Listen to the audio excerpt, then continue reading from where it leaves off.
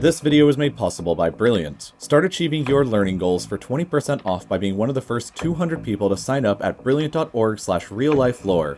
Wars always have long-lasting consequences, and Europe in particular has had more than its fair share in the past century. Both of the world wars, along with more recent conflicts like the Yugoslav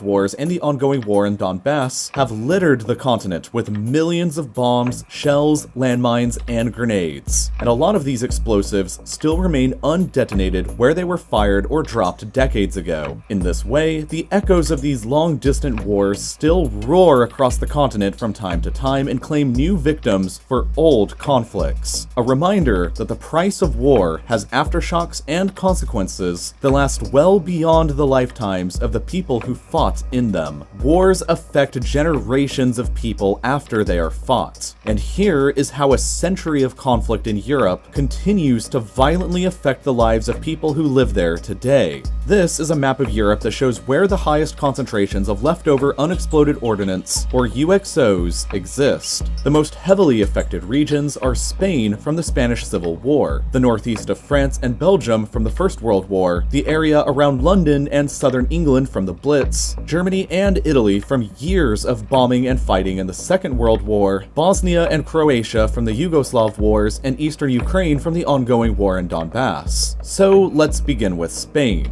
Since the 1980s, the Spanish authorities have recovered and disarmed over 750,000 pieces of explosives left over from the Spanish Civil War, fought in the 1930s. Even during the 2010s, over 1,000 pieces of leftover artillery shells, bombs, or grenades were still discovered and destroyed across the country every year. But the situation in other countries is even more extreme. Let's take a look at France, and specifically the northeastern part of the country. During the First World War, the German Empire invaded through Belgium and then moved on to invade and occupy a large part of northeastern France. The two sides fired millions of tons of shells at one another across the front line that developed here during the war, and approximately 1 in 3 of these shells never actually detonated. In the Ypres salient alone, it's believed that 300 million projectiles the British and Germans fired at one another were duds, and most of them have never been recovered. The bombs and shells were buried when they hit the ground or swallowed up by the mud, and they occasionally come back up to the surface over time. So because of the millions of tons of unexploded bombs still lurking about, the French government established this zone in the northeast of the country after the end of the war, and the red area in particular here became known as Zone Rouge, the area of France that was the most severely destroyed and ravaged by the conflict with the highest concentrations of unexploded shells. Human settlement, habitation, and trespassing in the zone were forbidden, and the area was left alone to return back to nature. What's crazy though is that there are still some areas within the Zone Rouge that are off limits to humans even today in 2020. And in some of these areas, the concentration of unexploded shells are as high as 300 per 10,000 square meters in just the top 15 centimeters of soil, which is about the same size as just a single city block.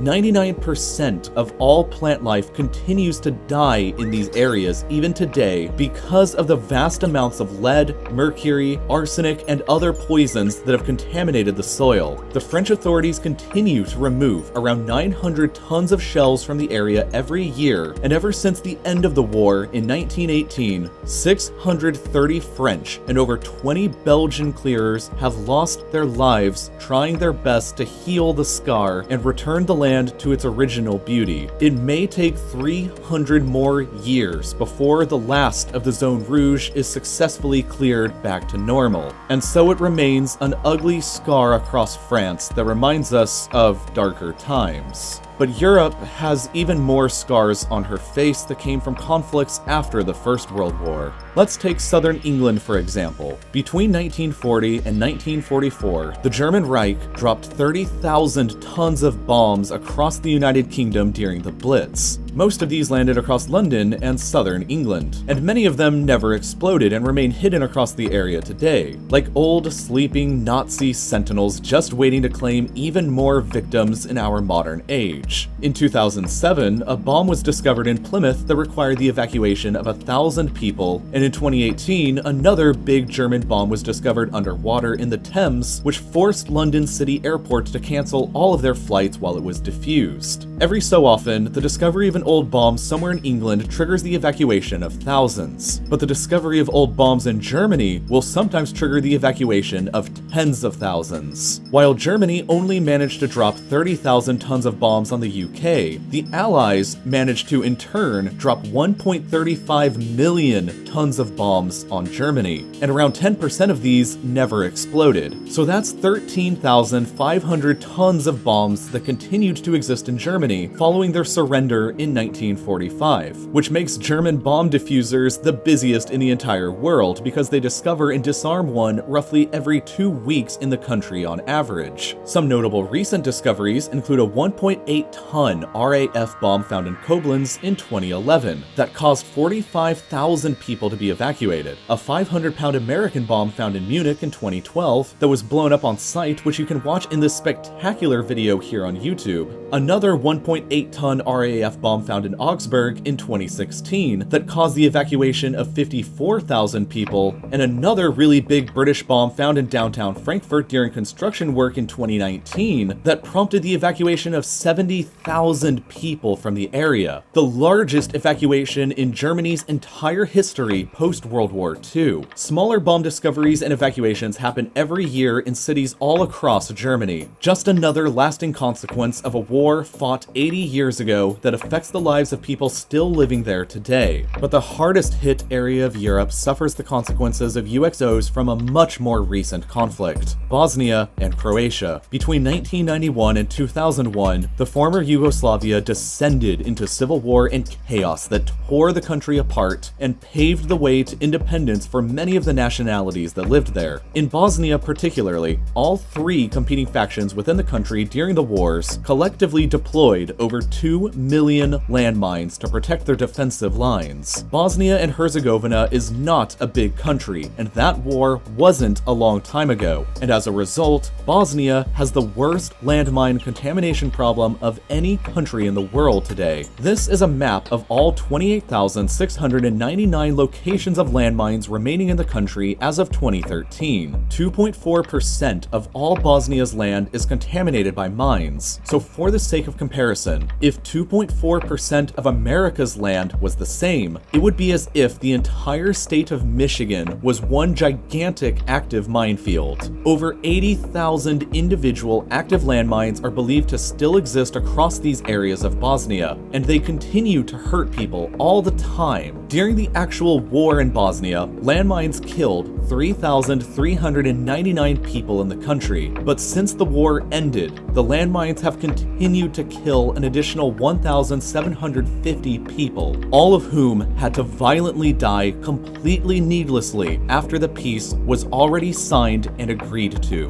Landmines kill indiscriminately and without mercy, and the majority of victims are always children and civilians. Bosnia and Herzegovina is actively trying their best to clear the country of these ugly scars, but without a source of serious funding, that goal is nowhere close on the horizon. And nearby Croatia, too, is a country that continues to be plagued by the scourge of landmines. Just like in Bosnia, every side in the Croatian War of Independence used landmines extensively, to the point where 1.5 million were deployed across the country. As of 2013, this is a map of the location for all of the minefields that continue to exist here. 31,000 total mines, marked by over 12,000 warning signs that places 1 out of every 5 Croatians within close proximity to an active landmine. Since the end of the war in Croatia, leftover landmines have killed over 500 people and severely injured 1,500 more by causing life-changing injuries like the loss of a leg.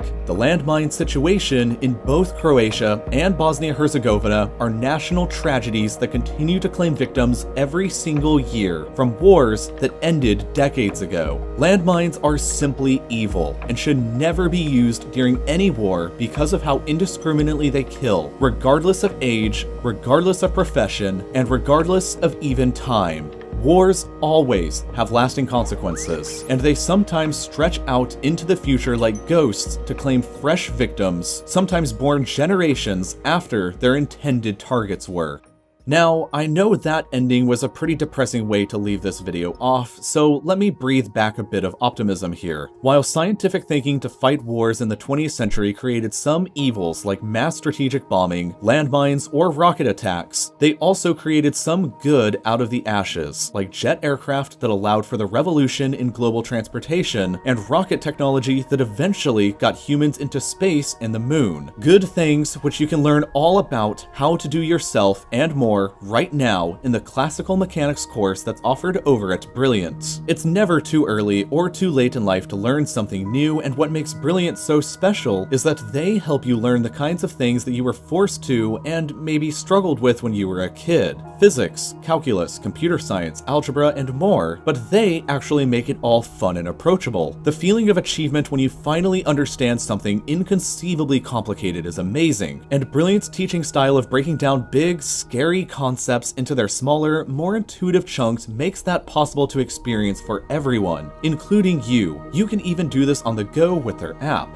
And if you're the type of person without a lot of free time, but who still wants to learn new things, you can set a goal to do each of their daily challenges in those small free moments whenever you get them. And best of all, if you're one of the first 200 people to sign up at brilliant.org/RealLifeLore, or by clicking the link down in the description, you'll even get 20% off. And as always, thank you for watching.